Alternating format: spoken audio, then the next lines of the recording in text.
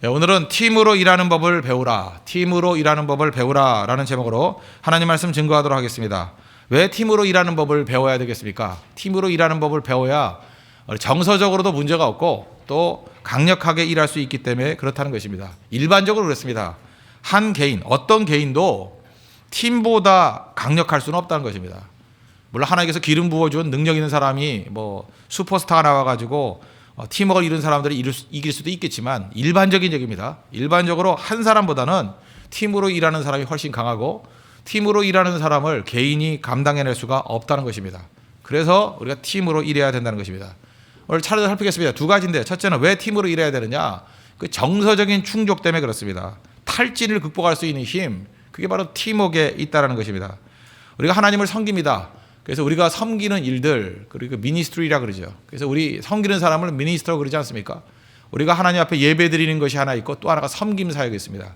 그러니까 예배 드리는 것도 모여서 온 회중이 하나님께 영광 돌리는 것이 중요하고, 섬기는 것도 홀로 섬기도 중요하지만 이렇게 회중이 모여서 하나님께 섬기는 것, 그것이 중요하다는 것입니다. 우리 가운데 많은 사람들 번아웃이란 말을 많이 씁니다. 탈진했다. 그 탈진할 때의 특징이 무엇입니까? 항상 혼자 뛸 때 탈진하게 된다는 것입니다.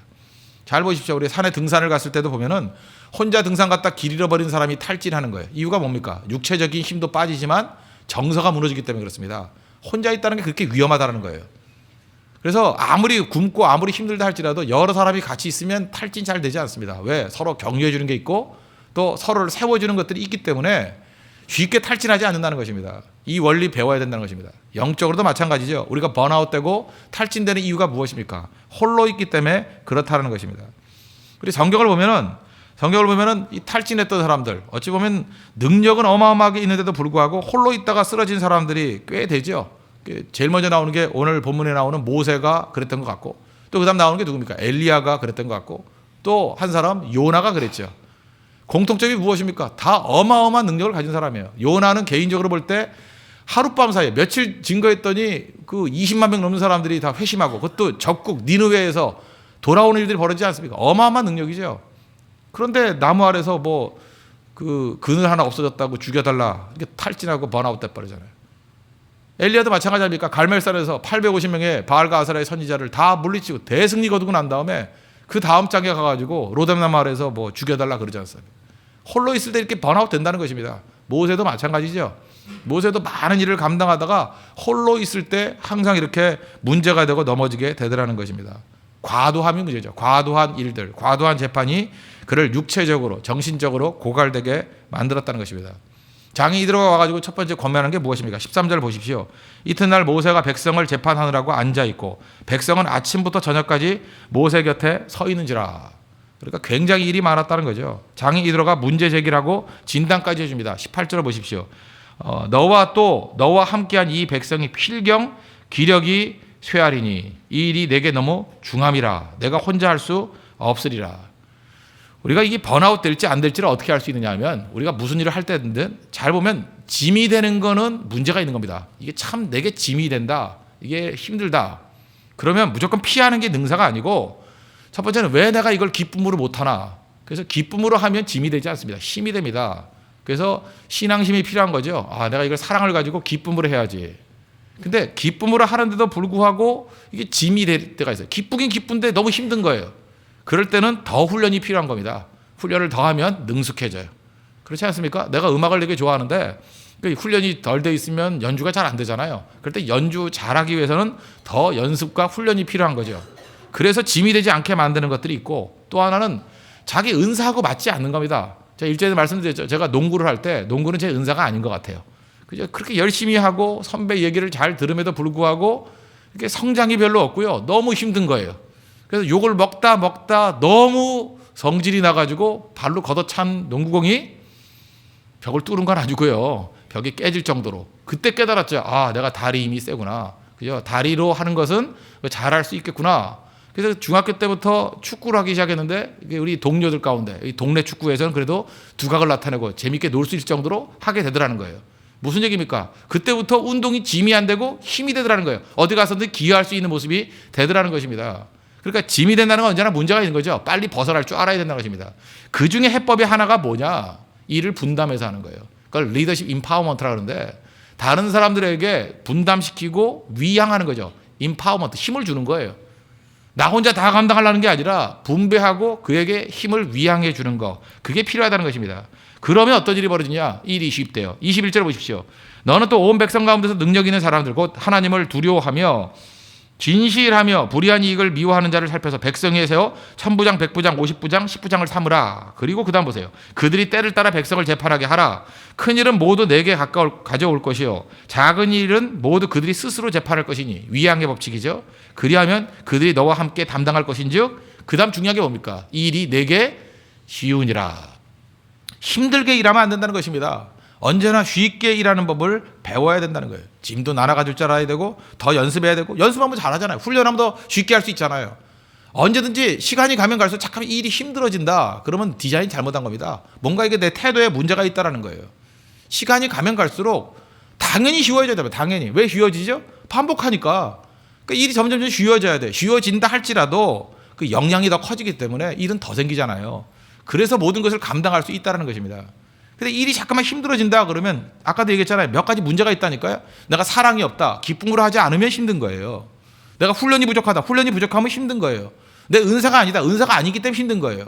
그 다음에 이게 위양을 못하고 분배하지 못했다. 그러면 힘든 거라고요. 그걸 체크해 봐야 됩니다. 그래서 적어도 이렇게 4가지 정도로 체크해 보면 반드시 이게 왜 힘든가, 왜 이게 무겁게 느껴지느냐 깨닫게 된다는 것입니다. 그래서 반드시 가볍게 일을 해야 돼요. 점점 가볍게. 시간이 가면 갈수록 가볍게. 우리 뭐 육체적으로도 우리 나이에 한계가 있잖아요. 가벼워져야 계속 갈 수 있다는 것입니다. 이게 시간이 가면 갈수록 점점 무거워진다 그러면 문제가 되죠. 탁월한 능력이 있음에도 불구하고 이렇게 리더십 임파워먼트에서 약점이 있었던 리더들이 여럿 있죠. 역사상 저는 뭐 국문학사에서 저는 한국 역사 속에 국사 속에서 저는 그 찾고 싶은 인물들이 있는데 그 후삼국 시대에 옛날에 그 왕건이라는 드라마도 있고 해서 잘 알지 않습니까? 이 고려를 창건할 때 원래의 왕이 누구였어요? 궁예죠, 궁예. 궁예와 왕건. 궁예 리더십과 왕건 리더십을 한번 생각해 보십시오. 궁예. 아마 이 왕건과 비교해 볼 때 역량이라든지 카리스마라든지 이런 모든 걸 따져볼 때 궁예가 탁월합니다. 궁예는 모든 난관을 다 이기는 어떤 초창기 일들을 다 했던 사람 아니에요. 굉장한 카리스마가 있는 사람 아닙니까? 그럼에도 불구하고 궁예는 문제가 뭐예요? 리더십 임파워먼트 이게 약하다고요. 그래서 자기 뭐 책사했던 종간이라는 사람, 그 한 사람만 믿고 아무도 믿지 않잖아요. 의심. 그리고 아무에게도 능력을 위양하지 않잖아요. 그러니까 아무리 탁월해도 혼자 하니까 무너지잖아요. 반면에 왕건은 어떻습니까? 왕건은 뭐 잘 뽑고 다윗 같은 모습으로 이렇게 묘사가 돼 있더라고요. 드라마 같은 데 보면. 그죠? 그 약간 자기가 약하다 그러지 않습니까? 항상 약하다, 부족하다. 겸손하니까 사람들이 모여들잖아요. 부족하니까 사람들이 도와주려는 사람이 모여들잖아요. 그래서 왕건 주변에는 약해 보이는데 물론 최수정 얼굴이 약해 보이기도 하지만 그죠? 키도 작아 보이고 저게 어떻게 왕인가 그런 생각이 들기도 하는데 약해 보이지만 느낌이 어때요? 도와줘야 되겠다는 마음이 생기잖아요. 그러니까 장군들이 모여들고 인재들이 모여들더라는 거예요. 인재의 깔때기죠. 그 주변에 사람들이 모여드니까 시간 지날 거 보십시오. 누가 이겨요? 왕건이 모든 것을 다 휘어잡게 되더라는 것입니다.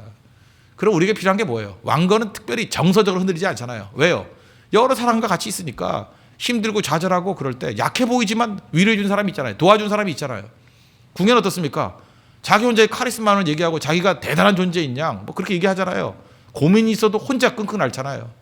그러니까 이 정서적으로도 문제가 돼요. 나중에 미치광이 돼버리지 않습니까? 미치는 거야, 미치는 거. 그죠? 아무하고도 대화 나눌 수 없으니까.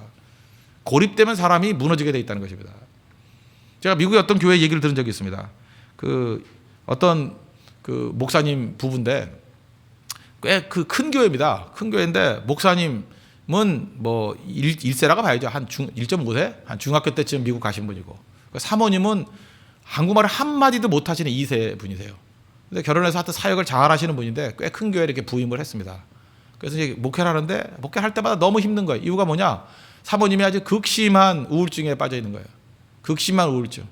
그럴 수밖에 없는 게 벙어리잖아요, 벙어리. 말을 못 하잖아요. 미국에 태어났으니까 미국 사람 아닙니까? 근데 100% 한국말 쓰는 한인교회에 와가지고 그 대화를 나누려 되는데 뭐 영어는 잘 통하지도 않고 미국에 산다가 다 영어 잘하는 거 아닙니다. 그거 아시죠? 아줌마들 잘 못해요. 그러니까 수다는 원래 또 한국말로 해야 수다의 그 감칠맛이 있는 거 아니에요. 그러니까 영어 하시는 분이니까 뭐 10년, 20년이 되더라도 쉽게 끼어들 수 없으니까. 그리고 또 말을 못하니까 이게 깊은 우울증에 빠져버렸어요. 그래서 힘들어했습니다. 나중에는 너무 목사님 힘드니까 그 교인들한테 한번 물어봤대요. 아니 이렇게 큰 교회인데 왜 우리 아내가 2세인 거 알면서도 모셔왔냐고, 이렇게 데리고 왔냐고, 이유가 뭐냐 그랬더니 그 바로 이전 목사님 사모님이 하도 떠들어가지고 사모님이 하도 문제를 일으켜가지고 아예 말 못하는 분을 데리고 왔다고. 그럴 때 그 목사님이 그 얘기를 듣고 눈물이 더 나더라는 거예요. 그래 뭐 교회는 평안해졌을지 모르지만 우리 가정이 크나큰 위기에 처하게 되더라. 제가 그 얘기 들어보니까 이거 마음이 아프더라고요. 그죠? 잘 보세요. 그 사모님들의 그 문제가 뭐예요? 말을 못하잖아요. 말을. 그러니까 극심한 우울증. 우리 교회도 지금 외국에서 유학 갔다 오신 분들 굉장히 많습니다. 제가 그분들하고 얘기를 나눠보니까 유학생 아내의 우울증 그런 거 아십니까? 남편은 나가가지고 공부한다고, 뭐 공부하면은 되게 몇 년 동안에 굉장히 집중적으로 공부하잖아요. 또 미국에서 학위 받는다는 게 그게 엉터리 학위 말고 진짜 학위 받으려고 하면 죽어라 고생해야 됩니다. 몇 년 동안은요 거의 밤잠 못 자가면서 공부해야 돼요. 그러지 않으면 15년 공부해야 돼요. 15년. 제가 볼 때 뭐 진짜 그 제대로 된 학위를 받으려고 그러면 한 5, 6년 정도는 집중적으로 공부해야 학위를 따더라고요. 제가 아는 분들 보니까. 그것도 굉장히 열심히 공부하는 분들이 그렇더라고요. 그러다 보니까 아내는 혼자서 뭐 언어도 다 안 통하고 기껏 가봐야 뭐 마켓이나 갔다 올까요? 만날 수도 없고 또 고립돼 있고 특별히 한국 사람들 거의 없는 지역에 가면은 뭐 친구도 없잖아요. 그런 게 1개월, 2개월, 1년, 2년 지나다 보면 이 압박으로 오잖아요. 다 깨져버리더라는 것입니다. 제가 그걸 보면서 느꼈던 게 뭐냐면 인간에게서 꼭 필요한 게 뭔지 아십니까? 친구입니다. 자기 정서적인 아픔을 나눌 수 있는 친구들이 꼭 필요하다는 거예요. 그게 있어야 살아날 수 있다는 것입니다. 우리 기독교 심리학자 가운데 그 래리 크랩이라는 분이 계십니다. 우리 뭐 요즘에 책도 많이 쓰시고 하는데 그분이 그런 얘기를 하더라고요. 교회에서 하는 소그룹들이 있죠. 우리 팀 같은 거. 교회에서 하는 그 소그룹의 참여는 이 세상에 존재하는 어떤 의학적인 도움보다 더 효율적이래요. 그러니까 소그룹 모임 가서 성경 공부하고 같이 쉐어링하고 하는 것들이 여러분들이 어려운 문제가 있을 때 그 병원에 가서 정신과에서 주는 약 먹는 거, 정신과에서 그 상담하는 거, 그거보다 훨씬 큰 능력이 있대요. 래리 크립 자체가 이분이 정신과 의사예요. 훨씬 더 강력한 힘이 있다는 것입니다. 혹시 너무 외로운 분들 있습니까? 날씨 추운데 마음까지 추운 분들 계십니까? 꼭 팀에 합류하십시오. 그리고 끝나자마자 바쁘지 않으면 곧장 가지 말고 밥도 드시면서 저 옆에 있는 그 아둘람 카페 정말 좋습니다. 거기서 그죠? 얘기도 나눌 수 있고 거기서 이렇게 마음에 맺힌 것들이 다 풀릴 수 있는 능력도 있다라는 거예요. 그래서 이 교제가 필요하다는 것입니다. 이게 계속 갔다 그러면 아마도 모세는 문제가 있었을 거예요. 그런데 모세의 첫 번째 대화 상대가 누구였어요? 장인어른이에요. 장인어른.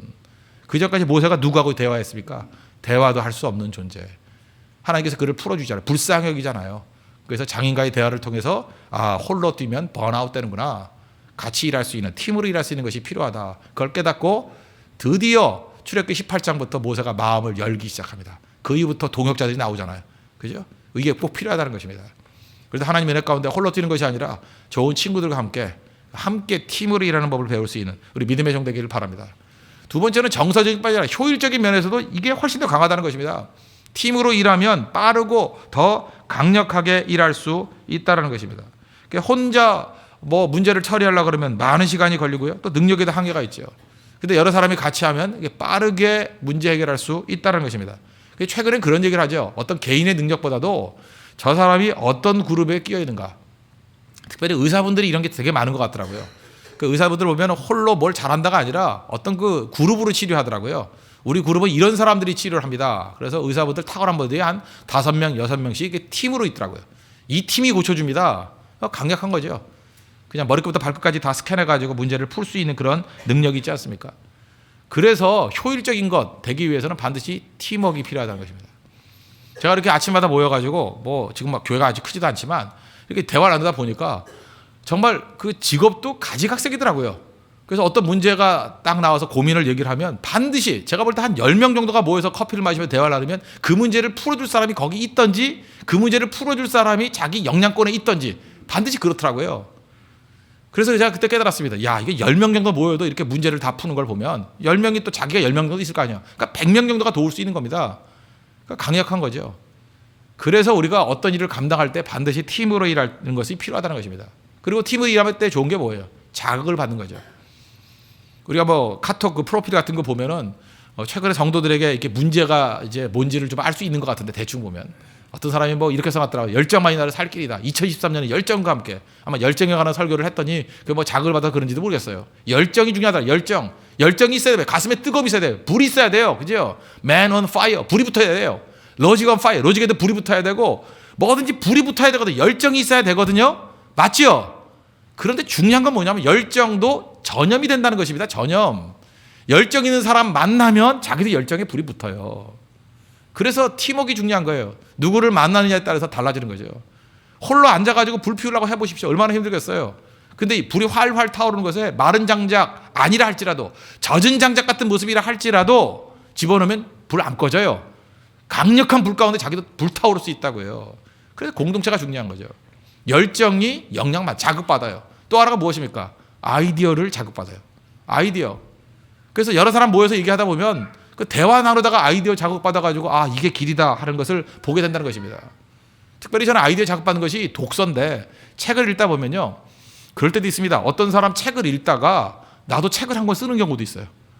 그거 베끼는 거 아니에요. 어떤 책을 읽으면서 뭐 이런 생각을 하나? 이거보다 더 나은 생각이 있는데 그래서 그 책 저자와 대화를 하는 거예요. 대화. 그죠? 이거 아니야. 이거야. 그거 좋은 생각이네. 그래. 근데 이렇게도 생각할 수 있잖아. 그래서 책 한 권 읽으면서 대화를 쭉 나누는 거예요. 그 대화 나눠서 답을 써놓은 게 또 하나의 책이 돼버린다고. 읽어보면 전혀 관계없는 책이에요.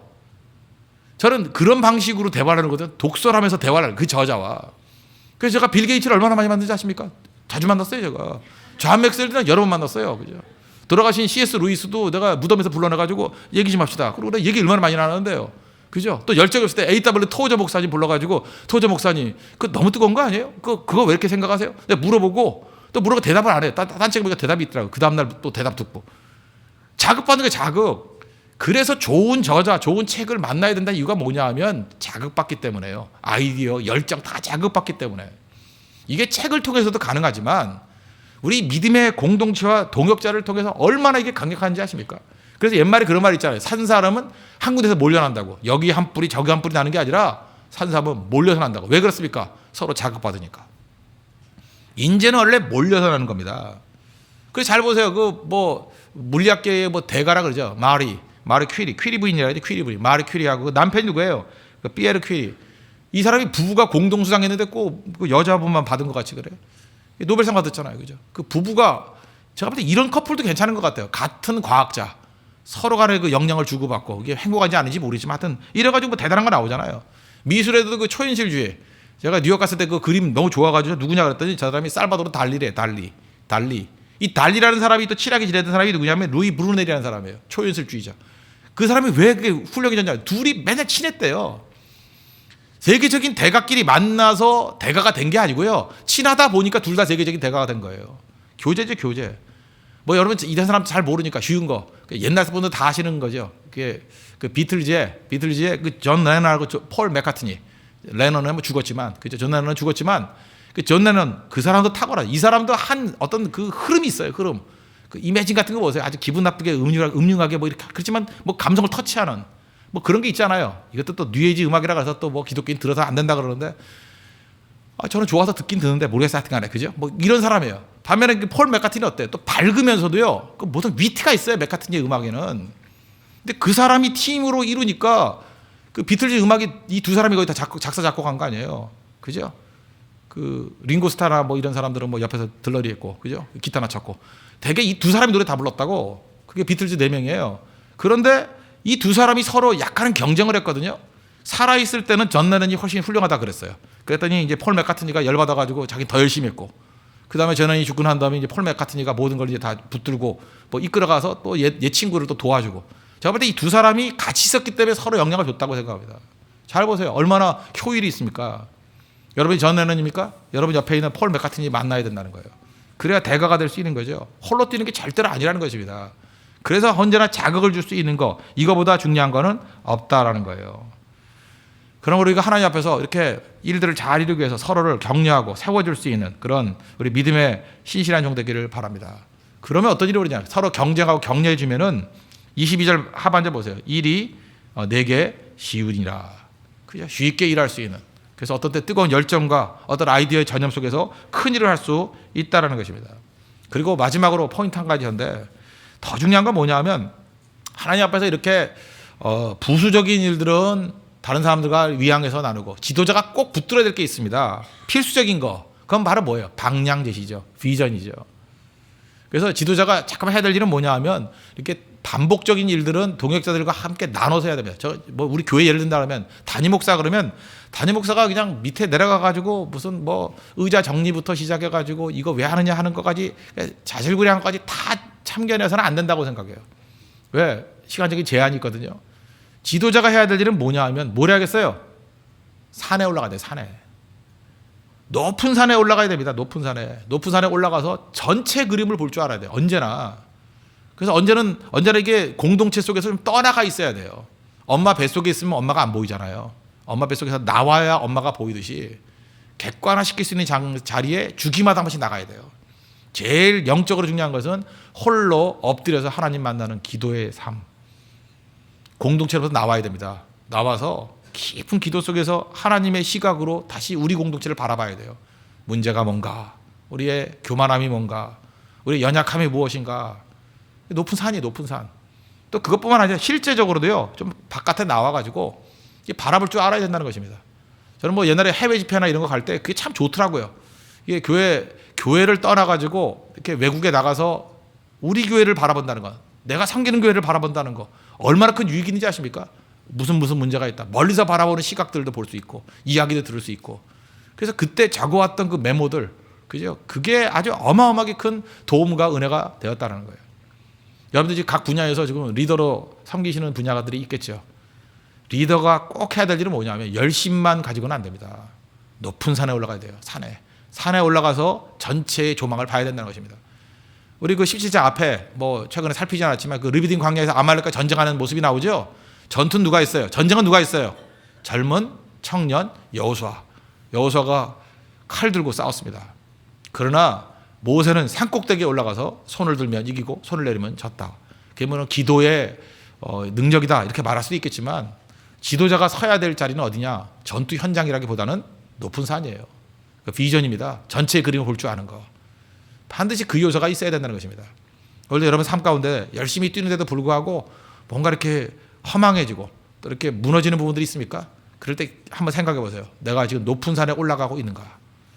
사령관이 골짜기만 머물러 있다 그러면 그건 열심히 뛰고 안 뛰고의 문제가 아닙니다. 반드시 문제가 있다는 거예요. 우리 천부장에게, 백부장에게, 십부장에게 위양하시고 리더십 임파워먼트 위양하시고 산에 올라가십시오. 산에. 그래서 하나님과 깊은 영적인 교제를 나누시고 또 하나님께서 보여주시는 그 비전을 바라볼 때에 비로소 일이 중하지 않았고 일이 쉬우니라. 그리고 힘차게 우리가 가야 될 방향을 알고 나아가는 하나님의 백성이 될 것입니다. 말씀에 흘러먹겠습니다. 우리가 팀워크로 일하는 게 중요합니다. 정서적으로도 이건 뭐 진짜 중요한 거. 우리 연약하기 때문에. 또 한 가지 일의 효율과 능률에 있어서도 리더십을 나누는 것은 정말로 중요하다는 것입니다. 팀으로 일하는 믿음의 신실한 종 되기를 축원합니다. 기도하겠습니다. 우리 다 같이 하나님 앞에 간구하겠습니다. 이 말씀을 놓고 우리가 이제까지 깨닫지 못했던 홀로 뛰다가 어떤 때는 모세같이, 어떤 때는 엘리야같이, 어떤 때는 요나같이 번아웃 될 때가 있습니다. 번아웃 되지 않고 탈진을 극복할 수 있고 정서를 이길 수 있는 힘이 팀으로 일하는 것입니다. 팀으로 일하는 법을 배우게 해달라고 기도하시고 또 효율적으로 능력 있게 집중력 있게 일할 수 있도록 팀 짜서 일할 수 있는 지혜로운 종 되게 해달라고 다시 한번 간구하겠습니다.